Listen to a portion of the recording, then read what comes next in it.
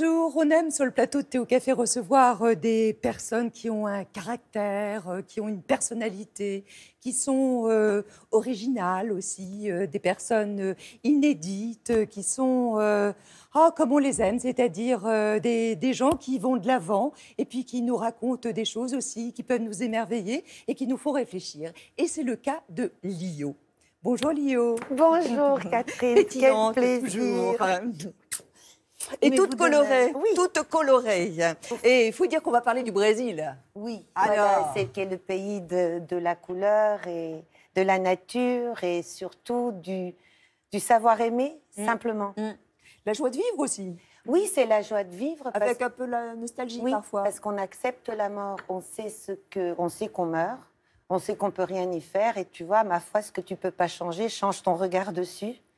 Et ils font ça très bien. Et donc, ils investissent la vie dans toutes ses facettes avec la tristesse. Est-ce que vous Oui, le faites, ça, vous c'est la seule chose que je fais. Que là, j'apprends. Que là, j'apprends beaucoup. Que je faisais spontanément. Mais peut-être avec une telle soif et une telle émotion. En fait, je suis une émotive. Il faut changer les émotions en sentiments. C'est ce que la vie m'a appris et ça donne beaucoup de tranquillité. Et surtout, vous êtes moins fatigant pour les autres. Parce que quand on est toujours dans des hauts et bas, c'est dur à vivre. Alors, des hauts et des bas, bien sûr, ça vous en avez connu. Vous avez connu des traversées du désert, vous avez connu des doutes, vous avez connu des trahisons. Enfin, on va évoquer évidemment cela durant toute l'émission. Dans quel état d'esprit vous êtes? Parce que ça fait longtemps, en fait, qu'on ne s'est pas vu Très et longtemps. qu'on ne vous a pas vraiment vu. Oui. Vous êtes caché vous On avez fait des ce qu'on déboires, peut, des blessures. Moi, je ne peux jamais me cacher autant que je l'aimerais par moment. Quand je souffre beaucoup, j'ai envie de me cacher, oui, parce que mon métier, c'est la lumière et que de toute façon, je dois y aller. Vous savez, c'est la seule chose que je sais faire. Je chante depuis que j'ai 14 ans et au final, ça, je sais le faire et j'aime beaucoup faire ça. Alors, des fois, j'aurais vraiment voulu me cacher plus. Et puis, des fois, j'aurais voulu être sur scène, mais j'en avais pas l'occasion ni le Donc moyen. avec des frustrations. Mais aussi, bien sûr. Qu'est-ce que faisaient vos parents? Alors, ma mère, elle étudiait quand je suis née. Au Portugal. Au Portugal. Mon père, il étudiait aussi, d'ailleurs. C'est ça. Ça, c'est une photo que j'aime beaucoup. De Vous ma êtes maman. nouveau-né? Oui, nouveau-né, vraiment, je dois avoir peut-être 2 jours. Et elle étudiait en philosophie et lettres et mon père en médecine. Vous allez rester 6 ans au Portugal et puis vous allez partir en Belgique. C'est ça. Pourquoi? Eh bien, alors, moi j'ai cru pendant très longtemps que c'était pour des raisons politiques. En premier lieu, aussi c'est pour des raisons politiques. Mais ma mère est une amoureuse. Ma mère, elle est partie par amour. Elle n'est pas partie parce que Salazar était au pouvoir. Parce que si, ma foi, elle avait pu continuer à lutter là-bas, et si, ma foi, Alberto, le papa d'Hélène, n'était pas appelé à aller se battre en Angola, je ne crois pas que ma mère soit jamais partie du Portugal. Mais il fallait partir pour rester avec cet homme qu'elle aimait. Et donc, elle est partie parce que je pense que ma mère est une grande amoureuse. Romantique, donc. Une grande romantique et une femme très forte et parfois très dure. Et elle m'a tout légué, et de tout ce qu'elle m'a légué, il y a une chose que je ne veux pas garder, c'est la dureté. Ça, je n'en veux pas. Elle a dû vivre de petits boulots, c'est-à-dire que quand elle est arrivée, elle a vraiment changé de classe sociale. Oui, tout à fait. Oui. Elle a fait des ménages Oui. Elle qui avait des femmes qui venaient travailler chez elle, qui faisaient la cuisine, qui faisaient les chambres, elle s'est retrouvée dans l'autre position. Et je crois que ça a été un choc très, très, très fort. Parce qu'elle en a parlé beaucoup de ça. Et peut-être qu'on n'a pas fait l'attention qu'en fait, elle était profondément choquée de ce que peut-être la vie peut faire de nous. De se rendre compte à quel point c'était dur de faire ce travail et à quel point c'était humiliant de se faire mal parler quand on fait ce travail. Et ça, je sais, elle m'en a beaucoup parlé. Vous avez arrêté vos études pour devenir chanteuse. Est-ce que ça vous a d'ailleurs manqué d'être autodidacte? Oui, j'ai eu beaucoup de mal avec ça parce que j'ai vu tout à fait le mépris. Et Et moi, j'ai du mal avec le mépris. Alors, je ne dis pas, parce qu'il n'y a rien... Je peux m'interposer quand je vois le mépris être adressé à une personne, mais pas quand il m'est adressé. Parce que, en fait, je l'accepte parce que j'ai aucune confiance en moi. C'est en train de changer. On a cru longtemps que vous étiez une petite tête de linotte. Oui. Mais il faut croire que les gens le sont aussi, parce qu'il suffisait de regarder d'un peu plus près. Et on pouvait tout à fait remarquer que je ne l'étais pas. Mais la suite les a fait mentir. Hein. Allez, votre parcours, il nous a raconté par Alexandra Garde. Qu'est-ce que vous n'assumerez jamais en vous? Non, j'assume tout en moi. Comme son pseudo l'indique, Lio est libre, incandescente et oh. Et oui, c'est ça la Lio attitude. Lio aime se donner en spectacle, sans concession et avec gourmandise. Et à 16 ans, elle est déjà numéro 1 du top 50. Voilà, elle s'appelle Lio, elle a 16 ans et demi, elle est mignonne comme tout et elle nous chante. Lolita mutine, elle cultive l'ambiguïté avec une musique enfantine et des paroles coquines et se fiche déjà du qu'en dira-t-on. Personne n'avait envie de moi. Tout le monde pensait que c'était pas moi qui chantais, tout le monde pensait que j'étais stupide. Lio casse les pieds de certains qui la trouvent emmerdante, mais casse aussi la baraque. Et même les clichés.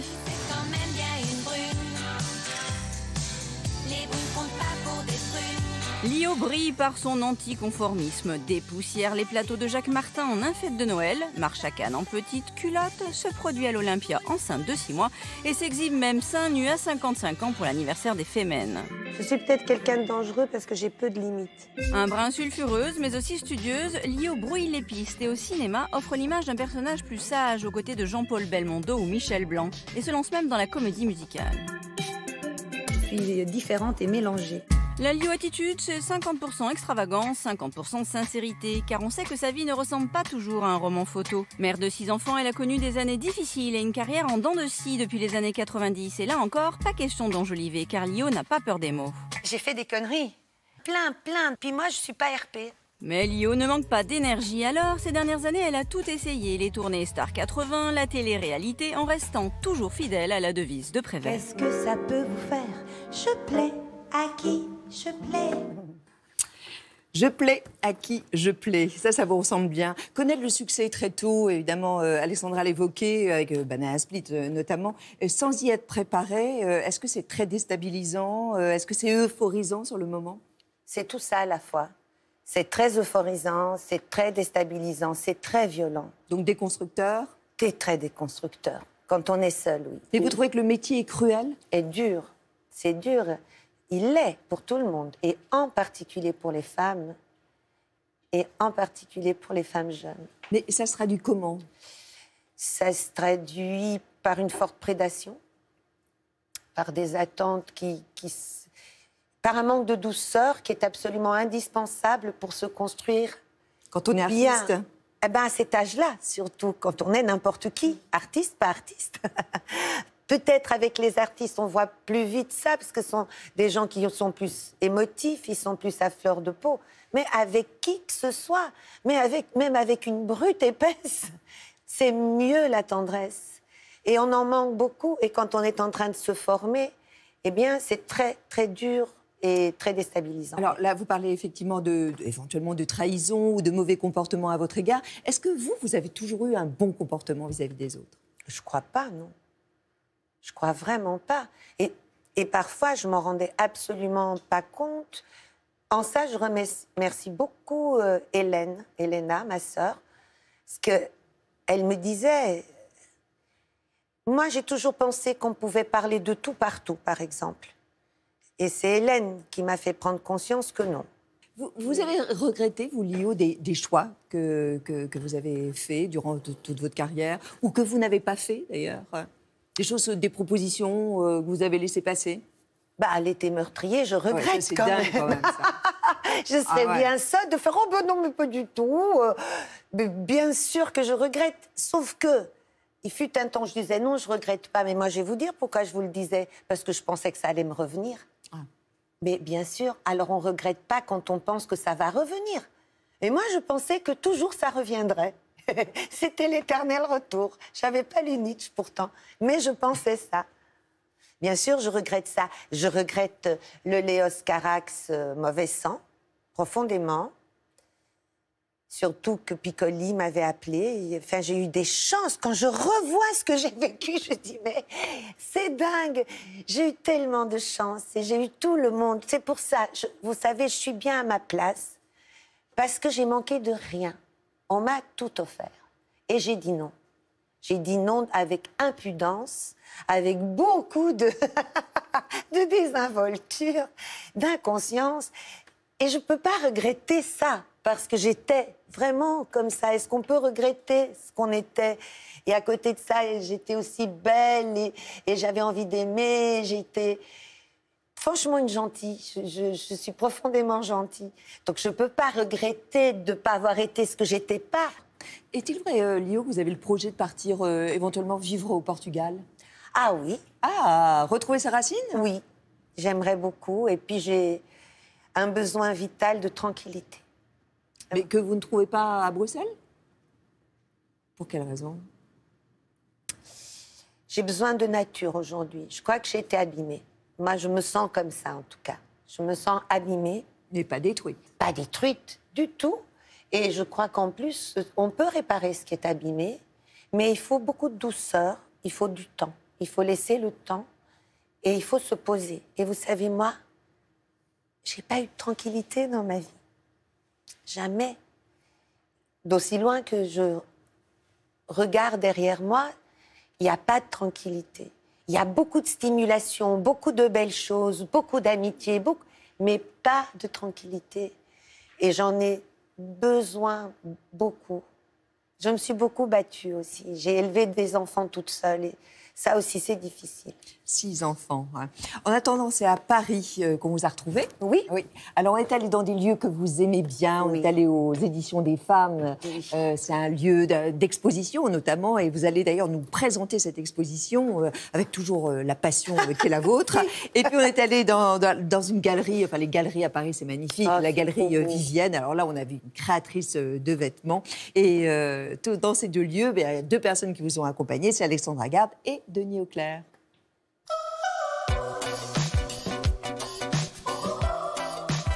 Bonjour. Bonjour. Alors là, on est aux Éditions des Femmes, chez Antoinette Fouque, qui est la fondatrice avec Monique Wittig du MLF. Et c'est pour moi un endroit de réconfort et de tendresse. Et on a une super expo d'une super photographe, c'est elle, Christine Spangler, sur le trône de Saddam Hussein à Bagdad, avec les roquettes là, des États-Unis bien phalliques derrière elle. Je trouve ça incroyable. Le monde m'a toujours beaucoup intéressée et je crois que je suis une réelle humaniste. J'aime beaucoup les gens. Ce que j'adore, c'est que la violence, elle n'est jamais frontale. On n'est pas dans cette débauche très mec, très Paris Match, de corps ensanglanté. Pour comprendre la violence, il n'y a pas besoin de ça. Elle est latérale, la violence. Elle vient tout doucement, mais elle vous prend. C'est parce que vous voyez en premier, vous voyez une beauté. Et puis tout d'un coup, vous voyez que c'est dans un champ de ruines. Et je trouve que c'est délicat, sans terrorisme sentimental. Et je pense que c'est là qu'on réfléchit le mieux. Hein. La petite Irlandaise, si vous vous retournez, regardez l'enfant là. Cette image est incroyable avec les chars là derrière. Là, vous avez des portraits de femmes et c'est la couleur, c'est la vie qui arrive. Des femmes remarquables. Et donc là, il y a Duras, il y a Kahlo et il y a Callas. Moi, j'aurais adoré petit déjeuner avec elles. Les hommes raccourcissent vite les femmes de tête. Ça leur fait peur. Et comme ça, tout d'un coup, elles sont à leur niveau. Moi, je n'ai pas rencontré une femme dans ma vie qui n'a pas été abusée, harcelée, maltraitée sexuellement dans sa vie. J'en ai pas rencontré. Il se peut qu'il y en ait. Moi, j'ai été une enfant abusée. Et moi, dans les 6 enfants que j'ai eus, j'ai des enfants qui ont été violentés. Et pour moi, s'il y a une chose de sacrée, une seule, hein, c'est le corps humain. C'est notre maison, c'est ici. Le corps, c'est aussi la maison de l'âme, de notre esprit. On ne lui fait pas de tort. Jamais. J'arrive. Comment tu vas, Nathalie? Suivez-moi. Je prends toutes les libertés. Je suis frivole aussi. Voilà, alors j'adore le vert. Je sais bien, on dit ça porte malheur en télé. Ce n'est pas vrai. Vert j'espère, vert nature. Ok, vert de jalousie aussi. Magnifique. Avec un rouge à lèvres bien orange et un pantalon bien jaune. Et le vêtement a été pour moi une source plutôt d'enchantement et d'amusement qu'autre chose. Si on sent très bien que par exemple le vent pourrait s'engouffrer, faire remonter. Ça, c'est tout à fait le genre de truc que j'adore. J'ai porté très très longtemps beaucoup de hauts talons. Puis un jour, je crois que c'est Bette Midler qui a dit « Les hauts talons, ces trucs que les hommes ont inventés pour nous empêcher de nous enfuir. » Ça m'a tellement fait rire. On compare les femmes à des fleurs, et ça c'est une idée d'homme, mais nous savons que nous sommes des insectes. Résistants, mal aimés. Lio, c'est une vraie rockstar. Il y a une telle sensibilité, une telle fragilité qu'elle capte absolument, notamment en ce qui concerne les femmes, ce qui se passe. C'est pas de la provoque, c'est de la vibration. C'est trop chaud. Je m'attendais pas du tout, mais c'est gentil. Je suis désolée. Mais merci, je te remercie. Ça m'a touchée. Je m'attendais pas du tout. Ça m'a touchée, dit Lio, en écoutant ses commentaires élogieux. On vous voyait donc aux éditions des femmes. On connaît votre engagement envers les femmes. On vous a vu récemment, d'ailleurs, à la soirée anniversaire des 10 ans des Femmes. Alors, vous êtes affichée, ça, voilà, c'est anecdotique, mais également par solidarité, donc seins nus. C'était un geste spontané, je me suis posé la question, oui. C'était totalement spontané. Franchement, je voulais leur apporter un cadeau. Et sans doute, je ne pense pas que moi, avec mes chansons, très sincèrement, j'ai demandé 4 ou 5 fois, mais vous êtes sûre qu'elles veulent que je vienne chanter chez elles? Parce que c'est quand même très frivole, ce que je chante aussi. Est-ce que... Peut-être que... Enfin, vous ne l'êtes pas, vous, frivole. Oui, mais on ne peut pas savoir. Et donc, j'avais envie de faire le cadeau, parce que je trouve ces femmes d'un courage incroyable. Et surtout, il y a quelque chose qui me sidère dans ce combat, et je suis sidérée que les gens ne le disent pas plus.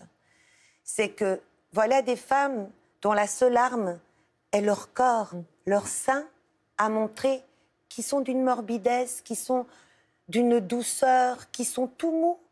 Et qu'est-ce qu'on dresse contre ça? Des matraques? On les torture?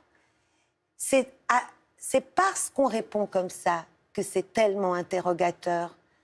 Et pour moi, c'est mes filles. C'est mes filles. Je voulais leur offrir un cadeau. Donc, je suis montée sur scène dans cet esprit de leur faire un cadeau. Mais le corps des femmes a toujours fait peur. Oui.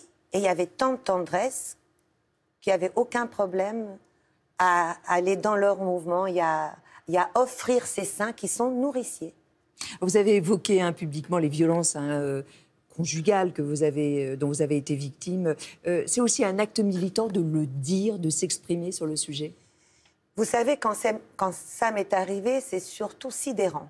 Il y a cette sidération qu'il ne faut pas prendre à la légère. Dans les violences, le viol, mais les violences physiques que l'on adresse, que l'on fait aux femmes, il y a cette sidération. Ça, c'est quelque chose où pendant tout un temps, vous êtes volé à vous-même, vous êtes rapté, vous pouvez... Donc prostré au départ. Prostré. Et vous ne voulez surtout pas en parler. Et il s'avère que comme il y a eu une comparution immédiate, ce qui m'avait drôlement amochée, on est passé directement devant le juge et il y a des mouchards. Ça aussi, c'est quelque chose que j'ai appris de comment fonctionne une société, de comment fonctionnent les journaux, des la mouchards, justice. c'est-à-dire... Des mouchards, ça veut dire des gens qui sont envoyés par l'AFP, par les journaux, pour aller de salle d'audience à salle d'audience, voir qui sait s'il y a quelque chose à en sortir. Et pour balancer ça ensuite. Et donc, ça a été balancé et c'est paru dans François. Et là, c'est un tsunami. Parce que d'abord, c'est pas glamour, donc le métier n'aime pas. Vous n'avez absolument personne du métier qui bouge, personne qui vient prendre de vos nouvelles. Donc c'est la double peine. C'est la double peine. Il y a eu une personne qui m'a envoyé une lettre d'une gentillesse absolue après une interview dans Marie-Claire, c'est Inès de la Fressange. Et j'oublierai jamais, je n'oublie jamais ces moments-là, parce que vous êtes terriblement seul. Et là, vous êtes encore seul pour prendre une décision qui est, c'est pas glamour, ça va pas faire du bien à ma carrière, mais je suis une femme. Je suis une citoyenne. Qu'est-ce que je fais de ça? Qu'est-ce que je fais de ça? Parce que vous commencez à recevoir des lettres de femmes et de toutes les femmes. Ce n'est pas que dans les milieux défavorisés et d'alcooliques que ça se passe. Mais Lio, donc, vous devez être en ce moment assez heureuse, ravie de ces mouvements comme MeToo, comme Balance ton porc. Vous vous dites, ça y est, que c'est en train de bouger et qu'on va vers quelque chose de plus, comment va-t-on dire, de plus clément peut-être pour la condition féminine? Non, je ne crois pas du tout.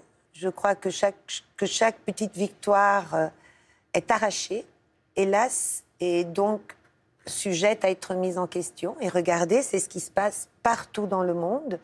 Et donc ça oblige les femmes à y aller, à sauter vraiment à la gorge, parce que vraiment, c'est terrifiant ce qu'on fait aux femmes dans le monde. Et en ce qui nous concerne, nous, la résistance s'organise très vite et très bien, et s'organise avec l'aide de certaines femmes, justement. Moi, ce que j'appelle les sadiennes, celles qui sont très troubles sur ce qu'est le masochisme, pas le masochisme, des femmes qui disent qu'on peut jouir pendant un viol, voilà. Et ça, pour moi, ce sont des femmes... Vous faites référence à une pétition, notamment. Oui, ce sont des femmes qui sont tellement... Oui, tout à fait, qui sont tellement contre le phallocratisme, contre le paternalisme, qu'elles sont vraiment tout contre. Et ce sont des femmes qui, pour moi, ne sont pas sorties, Antoinette disait, de la braguette de leur père. Et je pense que c'est une très juste... Et ce sont des capots, pour moi. C'est-à-dire, et il n'y a rien de pire. C'est encore plus violent pour nous, les femmes. Et il y a des femmes qui ne sont pas aimantes. Caïmi, c'est un parolier brésilien, qui est décédé, il était très âgé, hein. Il avait plus de 90 ans. Oui, et une belle vie. Et il est mort en riant, ça j'en suis sûre. Alors, vous chantez en portugais, évidemment, ça c'est votre langue, avec des couplets en français, quand même. Oui. Les thèmes de prédilection, c'est quoi? Alors là, l'amour, la perte, mais la perte qui n'est pas si grave, puisqu'il y a encore un autre jour, il y a encore un soleil, il y a encore une possibilité, il y a encore un autre amour. Vous y croyez, vous, personnellement? Oh oui. Tant qu'on n'est pas mort, on n'est pas mort. Vous chantez aussi l'amour, mais qu'il est doux de mourir en mer. Ça, c'est un clip aussi. C'est extrait de cet album. Un petit échantillon, pour le plaisir.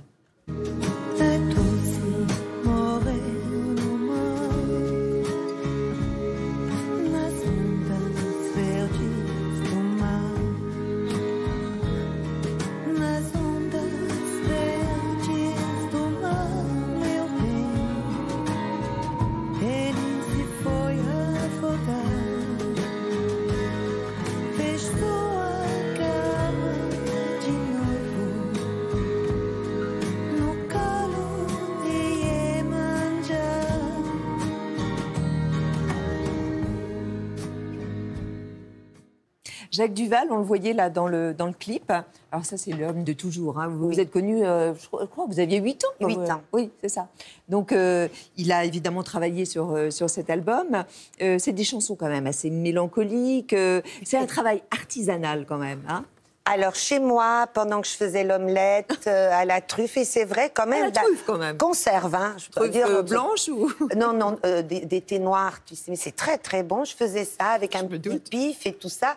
Et puis, on travaillait chez moi parce que, voilà, il y avait même pas d'argent pour... C'était même pas le but. Le but était de se retrouver. Je crois qu'il fallait se tenir.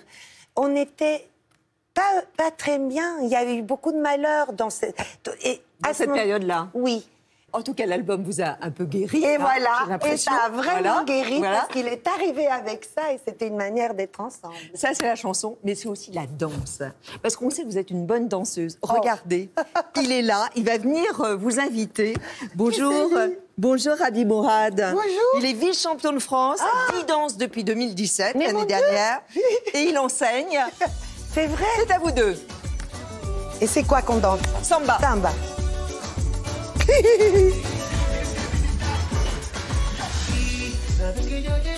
Ah, derrière.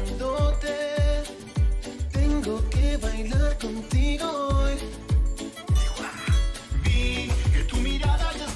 yeah! Hoppa! Yaspa! Hop! Ne faut jamais me prendre la danse avec les stars!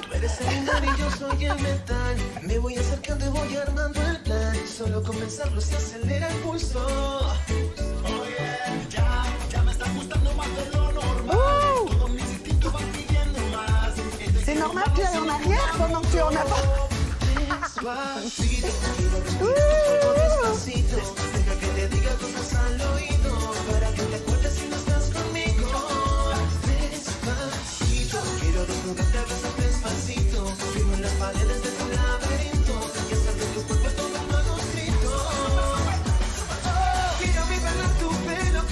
Mais j'aurais jamais dansé la samba comme ça, moi, chérie.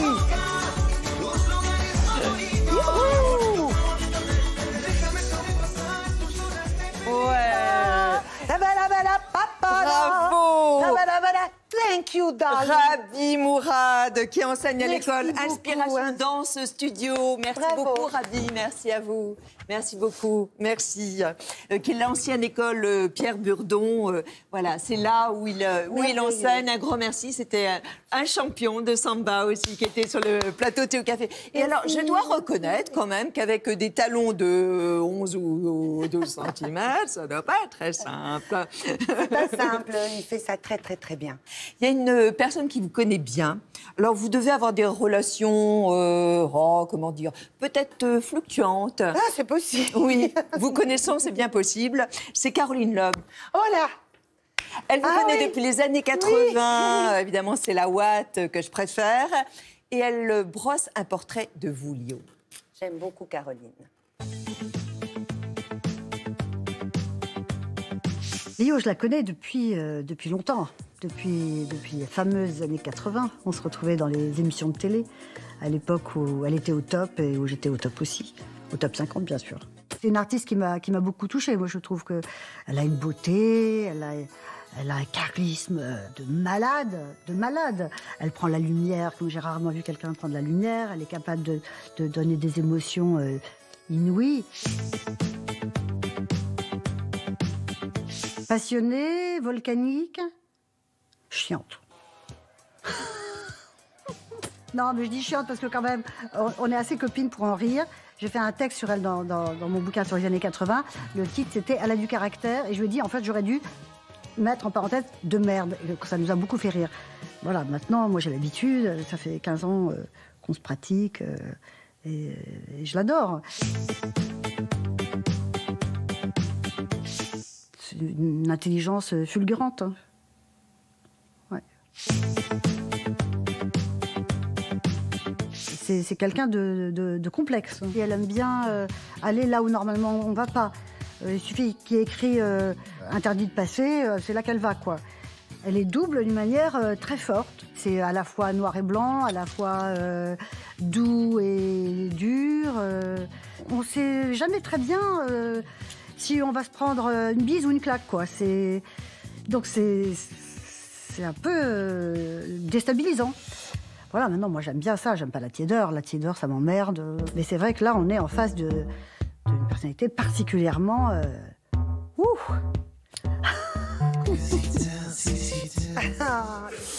Qu'est-ce que vous retenez de ce qu'elle a dit? Oh, c'est très juste, c'est très juste.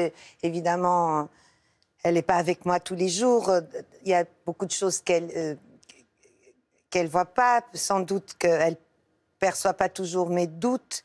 Mais si, elle les capte par moments, et d'ailleurs, ça lui fait venir les larmes aux yeux. Alors, c'est assez bien un portrait de Caroline Loeb. Je pourrais faire le même. Hein, oui, c'est ça, dans l'autre sens aussi. Oui, en fait, vous êtes assez proche. Mais est-ce que vous avez des relations parfois conflictuelles avec les gens?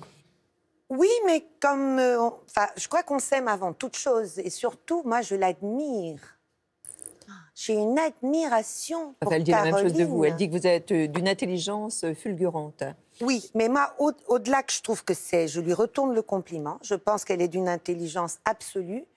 Je trouve qu'elle a un courage. Elle écrit, elle y va, elle prend sa doche, sa 4L d'ailleurs. Elle descend de Paris à Avignon avec tout dans sa voiture. Elle monte elle-même. Et elle se retrouve aux Molières. Et moi, là...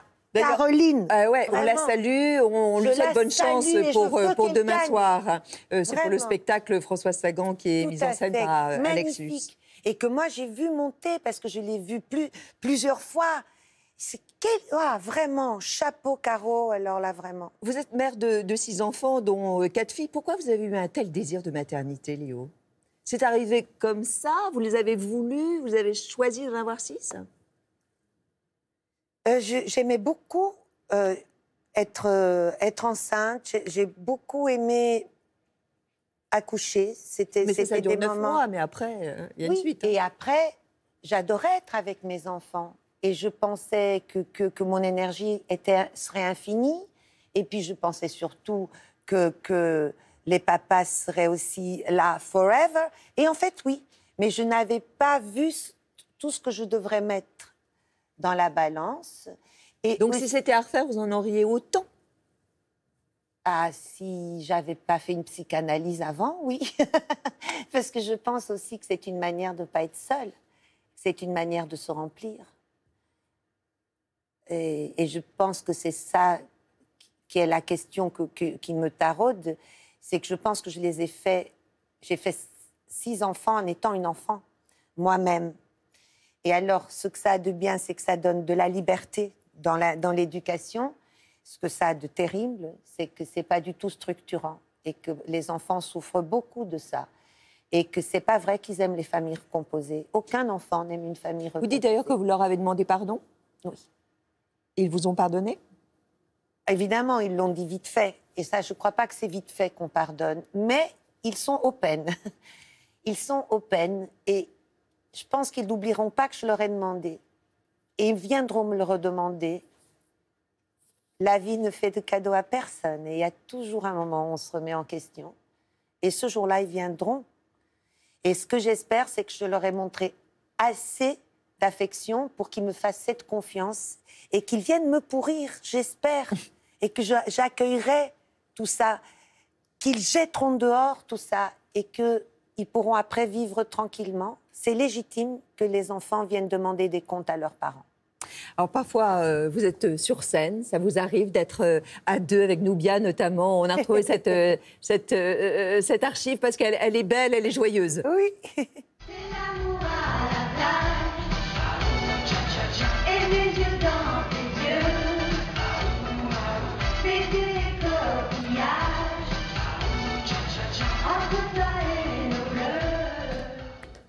Est-ce que vous êtes amoureuse aujourd'hui?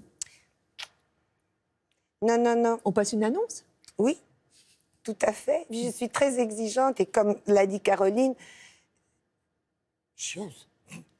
C'est ça qu'elle a dit, elle est chiante. Je ne crois pas que je sois que ça.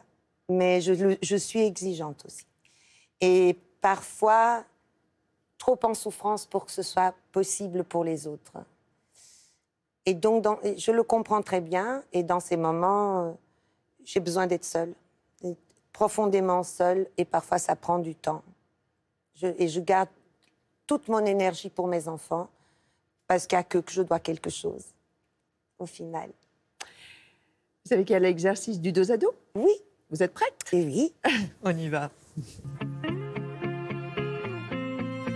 Dos à dos avec vous, Lio, des réponses du tac au tac. Un titre de chanson pour résumer votre vie. Do you know where you're going to? Do you like the things that life is showing you? C'est dans Mahogany, c'est Diana Ross qui chante. Elle joue le rôle de Billie Holiday, qui est ma chanteuse préférée. La dernière personne que vous vous êtes mise à dos? Ben vous, Catherine. Bonne réponse. Qu'est-ce qui était insupportable lorsque l'on partage votre vie? Écoutez, je pète au lit. Sur une échelle de 1 à 10, à quel point vous êtes heureuse? À 7. Bonne moyenne, hein? Oui. Une mauvaise habitude dont vous aimeriez vous débarrasser, à part celle dont vous venez de nous parler? Mais je n'ai pas dit que je voulais me débarrasser de ça. J'en tire beaucoup de plaisir. Okay. Une mauvaise habitude, je pense, fumer. Si vous aviez les clés de l'Élysée le temps d'une journée, qu'est-ce que vous y feriez? Eh bien, j'en sortirais Macron. Avec qui vous refuseriez de chanter en duo? Je ne refuserais pas de chanter en duo avec personne, a priori. personne. En revanche, je refuse systématiquement d'aller me faire payer des... Enfin, surtout, on ne me le demande plus, je ne suis plus assez jeune. Mais le genre, aller en Libye, chanter dans un palais pour $1 million, ça, je ne ferai jamais. Qu'est-ce que vous feriez si vous étiez un homme le temps d'une journée? J'irais dire aux femmes que je les aime et j'irais leur demander pardon. Qu'est-ce que vous avez déjà fait d'illégal? Ben, fumer du cannabis. Par amour, est-ce que vous pourriez vous teindre en blonde? Oh, je pourrais me teindre en blonde sans aucun problème. Malgré la chanson? Mais oui, malgré la chanson, bien sûr. Le pire tue l'amour, selon vous? Le pire tue l'amour, je pense que c'est le manque d'humour. Le manque d'humour, oui. Sur un site de rencontre, comment vous vous présenteriez? Écoutez, je pourrais jamais aller sur un site de rencontre. Je serais terriblement mal à l'aise. Mais je crois que je serais très cash. Je dirais, je cherche un homme beau, intelligent, drôle et riche. C'est facile à trouver. En amour, préférez-vous une vérité qui fait mal ou un mensonge qui console? Je trouve qu'il faut savamment alterner les deux pour que ce soit vivant. La dernière fois que vous avez pleuré? Je crois que la dernière fois que j'ai pleuré en sanglotant, ça a été devant l'annonce de la mort de Morane le matin. Je regarde France 2 le matin. On comprend. Si vos enfants vous demandaient une définition de l'amour, qu'est-ce que vous leur diriez? L'amour, c'est ce que vous fabriquez avec l'autre. L'amour, c'est et de la passion, et beaucoup d'amitié, et beaucoup de liberté, et surtout se parler. Et si je vous dis France Gall? Mon idole, un amour absolu, une séduction pour moi totale, une des voix les plus ensoleillées, une fille qui savait rire, une femme magnifique et surtout une artiste, une chanteuse exceptionnelle. On le savait. Je l'adore.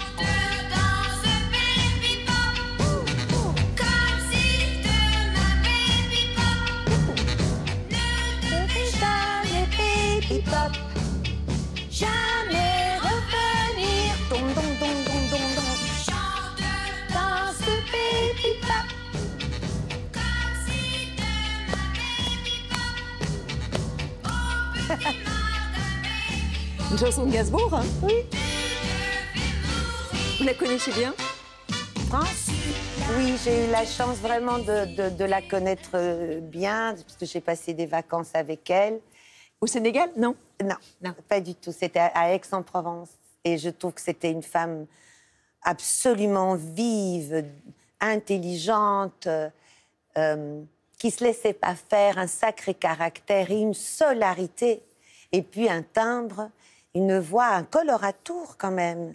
Et c'est quelqu'un qui ne se prenait pas au sérieux. Elle a commencé très jeune aussi. Très jeune. Comme vous. Très jeune, une femme droite et qui mâchait pas ses mots et qui venait vous parler en face et ça se voit dans les yeux. Et j'ai aimé. Voilà, on les salue là où elles sont, Morane et France. C'est Maude Ventour qui est exposée sur le plateau de Thé au Café aujourd'hui. Elle est designer, elle est plasticienne. Elle fait un travail admirable avec ces papiers. Elle les ajoure, elle les superpose, elle crée des motifs en volume. Sublime. J'ai regardé ça, j'ai trouvé ça sublime, d'une poésie incroyable. Merci beaucoup, c'était bien. Alors vraiment, si vous voulez comme ça chanter, danser, vous retrouvez Lio, puis ça nous fait tellement plaisir de la retrouver.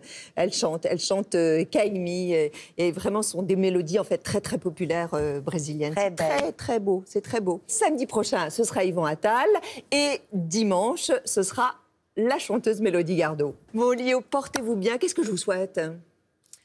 Mais qu'on se retrouve l'an prochain, Catherine. D'accord. Et je me le souhaite aussi. J'aime tellement vous retrouver. Eh bien, j'espère qu'on vous entendra. On vous donne rendez-vous la semaine prochaine. Portez-vous bien d'ici là, passez une bonne semaine. On va faire un petit selfie, hein, évidemment, avec Lio, ça va être sympa, ça. Moi, je vais la garder précieusement, hein, cette petite photo, là, avec vous. Ça faisait longtemps que j'avais envie de vous revoir. Hein. Moi aussi. Je vous embrasse.